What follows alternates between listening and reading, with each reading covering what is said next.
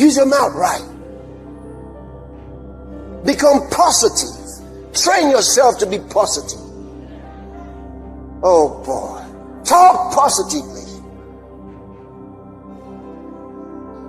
It's a mentality. It's a way of life. And it's the way of the victorious life. You learn not to talk your fears. You talk your faith.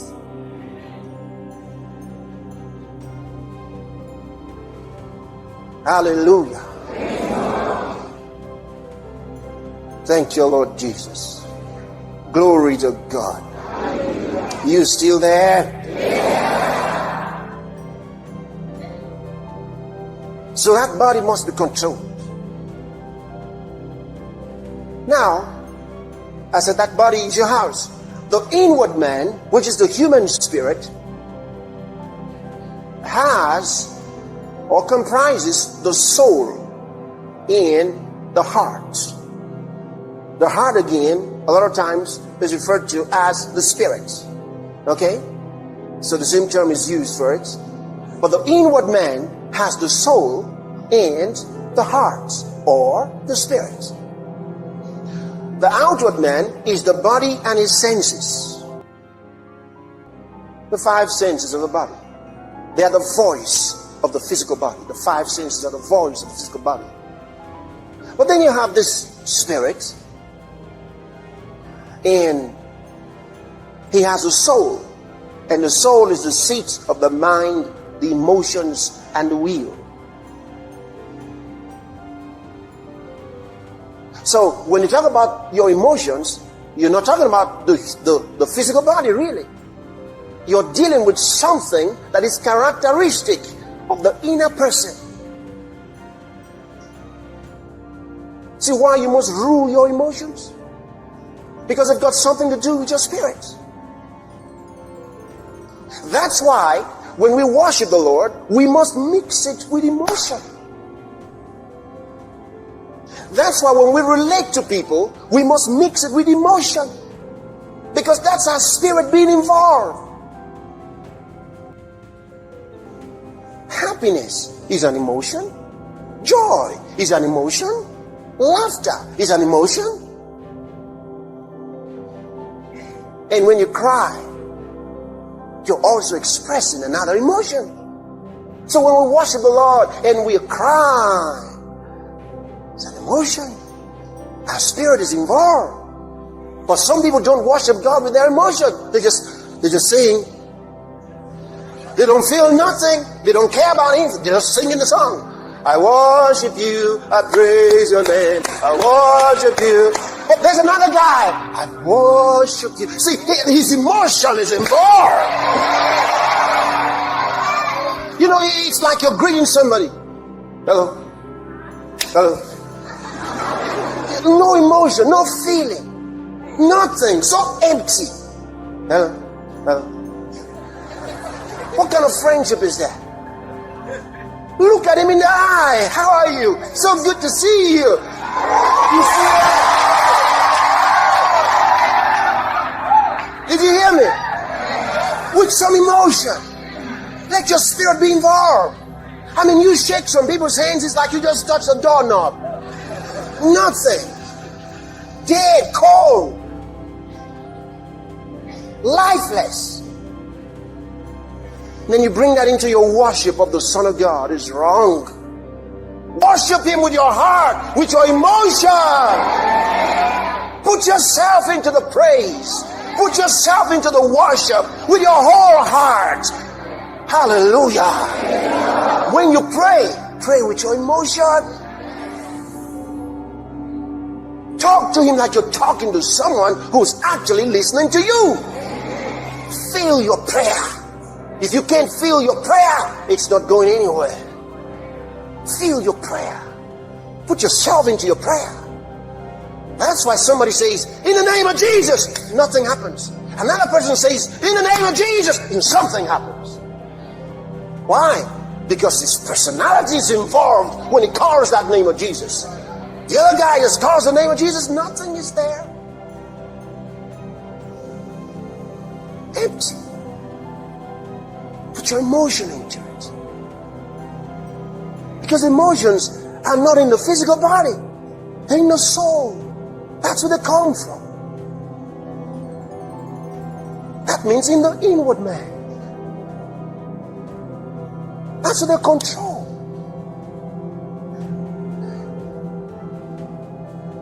Then the mind records all the information that gets to you from your spirit or from your body.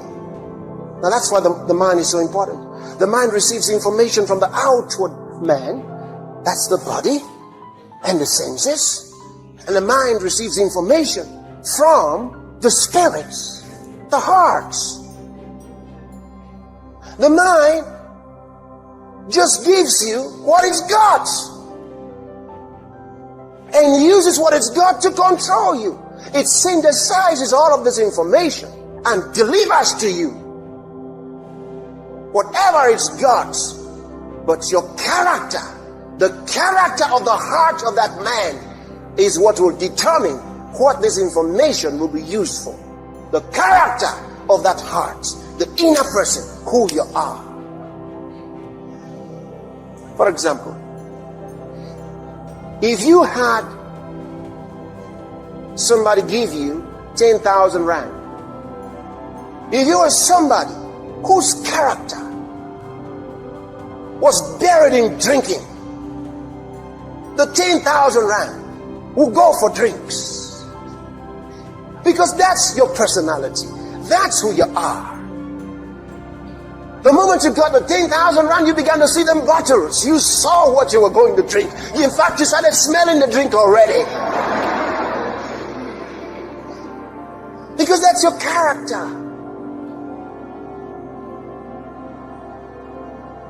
And when you hear something, the character of your heart will give the color of the interpretation to your mind. The mind is just a doorway that gets all the information, arranges all the information, and delivers it to you. But then the character of your personality will determine what that information will be used for. A guy looks at a fence and says, "This is a beautiful fence. I love it." Another one looks at the same fence and is thinking of how to go over it to go steal something. They're seeing the same thing, but the interpretation is so different. So different. Question is, who are you? The Bible says the heart of man, the natural man, is deceitful above all things and desperately wicked. He says desperately wicked.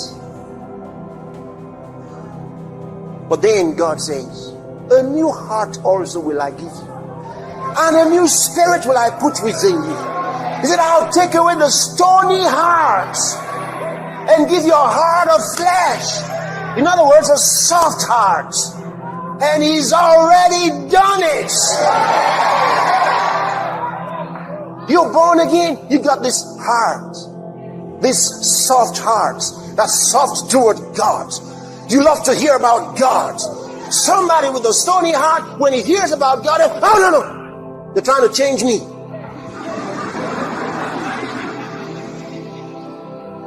But there's another guy who's always happy like David. I was glad when they said, let us go into the house of God. Hallelujah.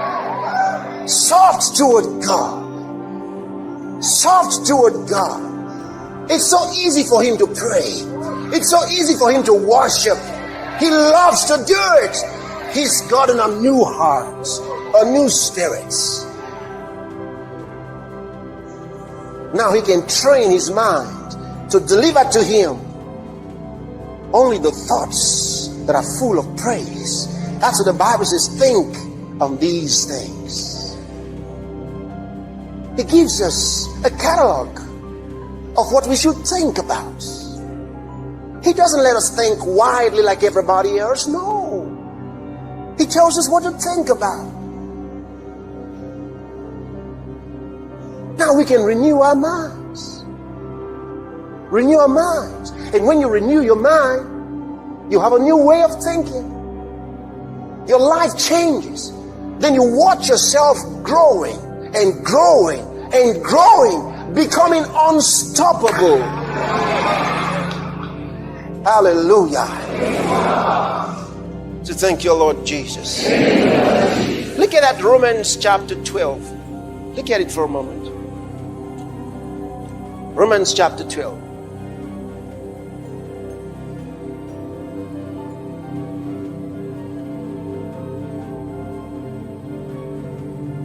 Anybody's got the NIV? Let me see your NIV. You have one?